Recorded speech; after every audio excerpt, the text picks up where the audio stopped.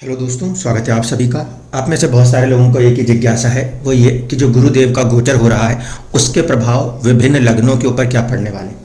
देखिए, सबसे पहली स्थिति तो ये है कि आपको अपनी कुंडली के अंदर सबसे पहले अपनी दशा देखनी पड़ेगी, क्योंकि गोचर का प्रभाव दशा को मिक्स करके ही कहा जा सकता है। दुनिया में कहीं पे कोई चीज़ चल रही है, लेकिन अगर आप उसका हिस्सा ही नहीं हो तो आप उससे प्रभावित नहीं हो। हाँ, उस हिस्से ना होने के बाद आपके ऊपर उसका हल्का फुल्का सा कोई एक असर महसूस हो सकता है, लेकिन पूर्ण रूप से प्रभाव जो है वो उसी के साथ होगा जिसके ऊपर उसकी दशाएं भी काम कर रही हैं।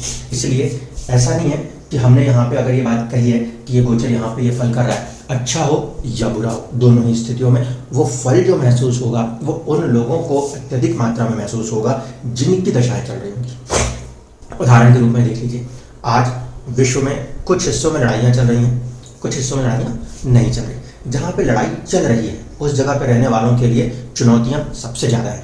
जहाँ पे लड़ाई नहीं चल रही वहाँ पे उन देशों से अगर कोई सामान आयात या निर्यात होता था तो उसके असर के कारण दूसरे लोगों को भी थोड़ा सा प्रभावित होना पड़ सकता है, लेकिन उनका प्रभाव उतना बुरी तरीके से नहीं होगा या उतना अच्छे तरीके से भी नहीं होगा जितना कि उस युद्ध में फंसे हुए देशों के लोगों के साथ होगा। तो कुछ ऐसी ही स्थिति अमूमन कुंडली के अंदर भी देखने को मिलती है।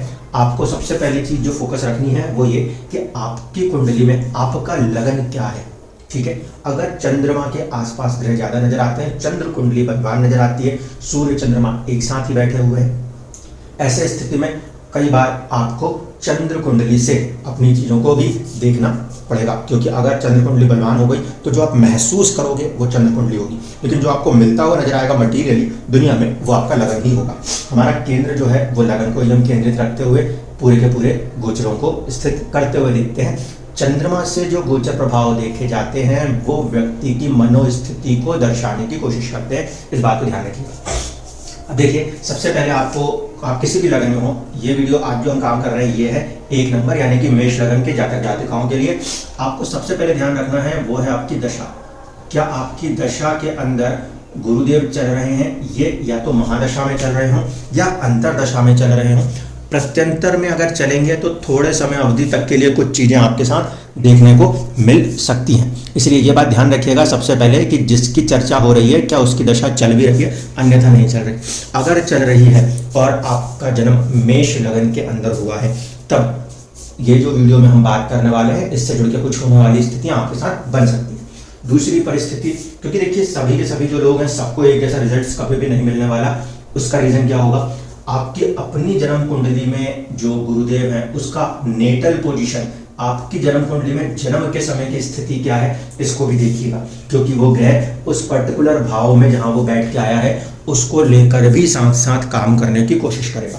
मान लीजिए अगर गुरुदेव भाग्य भाव में बैठ के आए हैं तो इसका मतलब है अच्छा करें या बुरा करें, जो भी करें वो करेंगे आपके भाग्य की वृद्धि या भाग्य को ध्यान में रख के।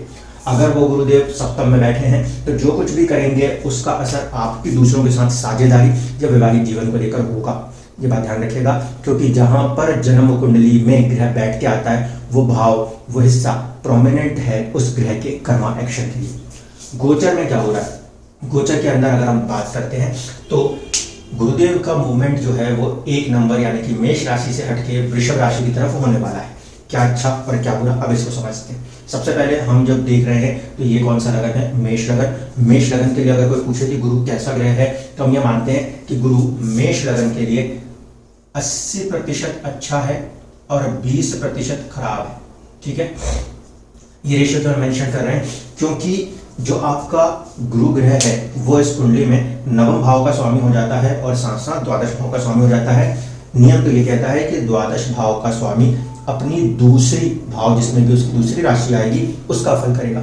इस लिहाज से 12th हाउस लॉर्ड होकर वो 9th हाउस लॉर्ड है जो कि एक शुभ भाव है, त्रिकोण भाव है, तो शुभता की मात्रा अधिक होगी।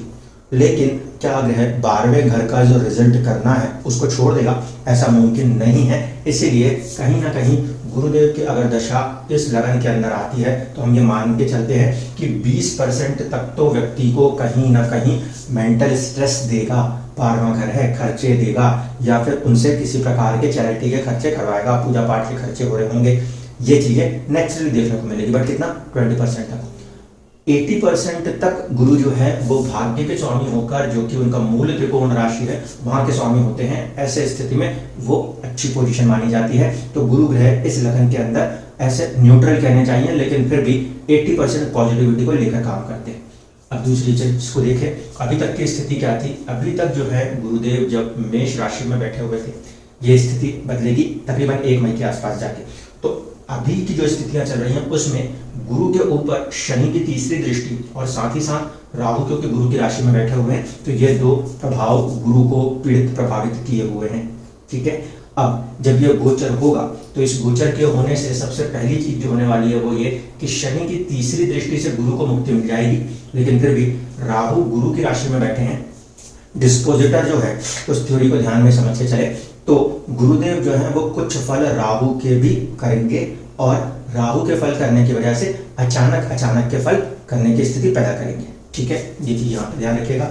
दूसरी बात है कि केतु जो है वो मेष लगन में छठे भाव के अंदर चल रहा है। छठा भाव इंपॉर्टेंट है उन सभी लोगों के लिए जो कि नौकरी में है, जॉब्स के अंदर हैं। तो यहाँ पर केतु का जो गोचर हो रहा है उसकी वजह से नौकरी में कहीं ना कहीं कोई ना कोई अड़चने, परेशानियां, बाधाएं पिछले साल के नवंबर से आप महसूस करते चले आ रहे हैं। ठीक है, जब ये गोचर प्रभाव हुआ तब से।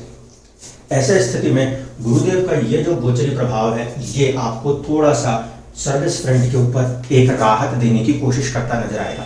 तो प्लस पॉइंट में अगर मैं बात करूं तो क्या क्या नोट होगा। पहली कंडीशन कि गुरुदेव के ऊपर शनि की दृष्टि का हटना, जो कि भाग्य भाव के स्वामी थे, वो उसकी जो पीड़ा है उसको कम करेगा। सो फर्स्ट गुड पॉइंट है ये हमारे लिए। दूसरा कि गुरुदेव का सेकंड हाउस के अंदर मूवमेंट है। सेकंड हाउस जो होता है वो संचित धन का है। सेकंड हाउस जो होता है वो हमारे लिए हमारे कुटुंब का है। ग्रह जो है 80% शुभता यानी कि पॉजिटिविटी लिए हुए है, तो वो आपके वेल्थ को इंक्रीज करने की कोशिश करेगा। फैमिली के अंदर हो सकता है कि नए लोगों को जोड़ने की कोशिश करे, या फैमिली के साथ के माहौल को थोड़ा सा पॉजिटिव करने की कोशिश करता हुआ नजर आ सकता है।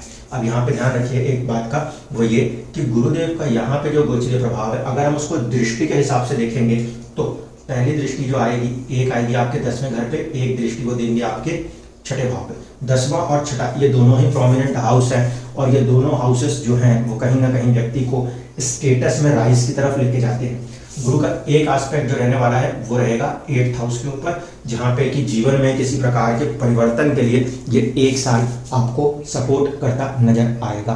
ध्यान रखिएगा, गुरुदेव की दृष्टियां जहां कहीं पर भी पड़ती हैं नैसर्गिक शुभता के कारण उन भाव से जुड़कर चीजों में कुछ ना कुछ बेहतरी करने की कोशिश होती है, पहली चीज। दूसरी चीज कि गुरुदेव अगर लगन के हिसाब से पॉजिटिव प्लैनेट माने जाएं तो उस कंडीशन में वो बेहतरी और बढ़ने की कोशिश करती है। तो यहाँ पे गुरुदेव का जो गोचरीय प्रभाव है वो आपके सेकंड हाउस में है, जो कि संचित धन को प्रभावित करेगा। दोनों रूप से कर सकता है। ठीक है, ऐसा नहीं है कि हम उसको पॉजिटिव ही बोल रहे हैं, वहां पे उस पर्टिकुलर चीज के लिए वो दोनों रूप से प्रभावित कर सकता है। लेकिन उसकी शुभ दृष्टियां जीवन के अंदर आपको, अगर आप कॉम्पिटिशन्स में उतर रहे हैं, नौकरियों में कोई अच्छी बढ़त देखना चाहते हैं, सपोर्ट करेगा। आप अपने स्टेटस को राइज कराना चाहते हैं, वहां पर भी आपको कहीं ना कहीं सपोर्ट देने की कोशिश करते नजर आएंगे। जीवन के अंदर एक प्रकार के परिवर्तन, क्योंकि अष्टम भाव के ऊपर दृष्टि है, उसको करने की कोशिश करते नजर आएंगे। अब यह अष्टम भाव इस समय बहुत ज्यादा प्रोमिनेंट हो चला है। ध्यान रखिएगा जब ये मई के बाद की स्थिति आएगी, क्योंकि शनि की 10वीं दृष्टि भी इस पर रहेगी। ठीक है, राहु की दृष्टि भी इस पर रहेगी और गुरु की दृष्टि भी इस पर। तो शनि और राहु की दृष्टि तो इसके ऊपर पहले से मौजूद है। शनि और राहु की दृष्टि का अर्थ हो जाता है पृथकतावाद। अब मैं बात कर रहा हूं उन लोगों के लिए जो वैवाहिक जीवन के अंदर हैं। ऐसे स्थिति में यदि कोई व्यक्ति शनि की दशा या राहु की दशाओं से गुजर रहा होगा, शनि की दशा या राहु की दशाओं से गुजर रहा होगा मेष लग्न का व्यक्ति, उसको चुनौतियां जो हैं वो ससुराल पक्ष से महसूस हो सकती है, वहां से थोड़ा अलगाव की स्थितियां महसूस हो सकती है। गुरुदेव का जो गोचरीय प्रभाव है वो शुभ ग्रह होने के कारण जब दृष्टि देगा तो वहां पे चीजों को थोड़ा सा न्यूट्रलाइज करने की कोशिश करेगा। लेकिन 2 या 2 से ज्यादा ग्रह जिस भाव के ऊपर असर करते हैं वहां पे कोई ना कोई चीज होने की संभावना ज्यादा रहती है।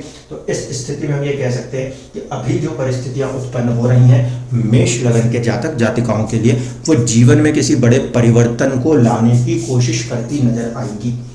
अगर गुरु ग्रह की दशा नहीं चल रही है तब भी इस भाव पे 3 ग्रहों का प्रभाव है, जो कि जीवन के अंदर किसी न किसी प्रकार से नेचुरली आपको एक अलग लेवल का ट्रांसफॉर्मेशन, बदलाव देने की कोशिश करते नजर आएंगे।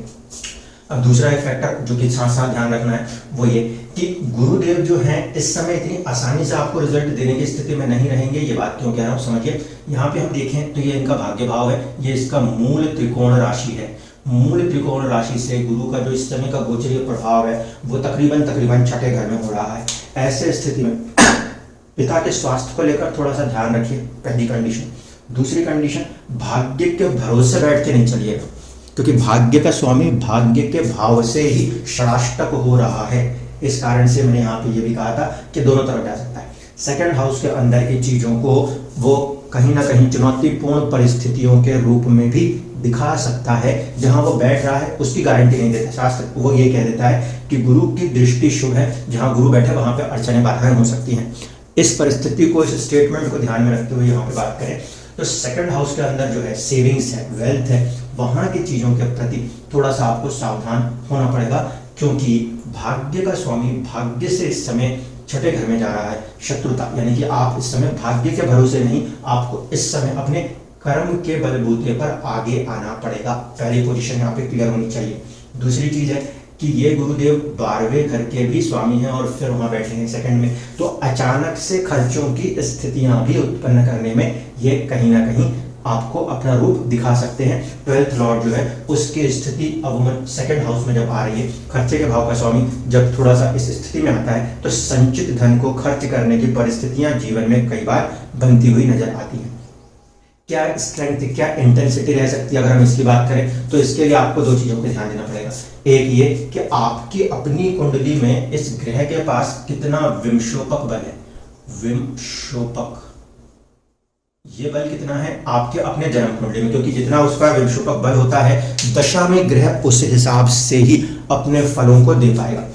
विमशोपक बल अगर आपको नहीं मिल पाता, क्योंकि कुछ सॉफ्टवेयर ऐसे देते हैं, कुछ सॉफ्टवेयर नहीं देते, तो वहां पे आप इसके षडबल को देखिएगा कि ग्रह षडबल में इतना बलवान है कि वो अपने रिजल्ट्स कर पाए। ये तो पहली कंडीशन है। दूसरी बात यहाँ पे ध्यान रखने की है वो ये कि गुरु का गोचर जो हो रहा है वो शुक्र की राशि से हो रहा है। जब गुरु का गोचर शुक्र की राशि से हो रहा है, जिनके साथ की उनकी मित्रता नहीं है, इसलिए थोड़ा सा जो चीजें हैं, जो परिस्थितियां हैं, वो शत्रु के यहाँ जाके रहने की स्थिति जैसी है, यानी कि चुनौतियों के साथ इस समय आगे बढ़ने जैसा हाल है। कुछ शास्त्र ऐसा मानते हैं कि गुरुदेव जो है वो 10 नंबर में नीच होते हैं, उसी के जैसे गुरुदेव जो है 2 नंबर और 6 नंबर की राशियों में भी नीच राशि प्रभाव दिखा देते हैं। तो इस स्टेटमेंट का अर्थ ये होता है कि यहाँ पर जो है ग्रह थोड़ा सा कमजोर स्थिति में आता है। जब ये कमजोर स्थिति में आता है तो अब इसको दो सेंस में देखिए। पॉजिटिव देखने जाएंगे तो काफी पॉजिटिव है, नेगेटिव देखने जाएंगे तो कोई कमी नहीं होगी। पहली चीज, अगर इसका प्रभाव कमजोर पड़ता है, गुरु का प्रभाव कमजोर पड़ता है, तो जीवन के अंदर 12वें घर का, यानी कि आपके फिजूल के खर्चों का और चिंताओं में कमी आएगी। ये प्लस पॉइंट है।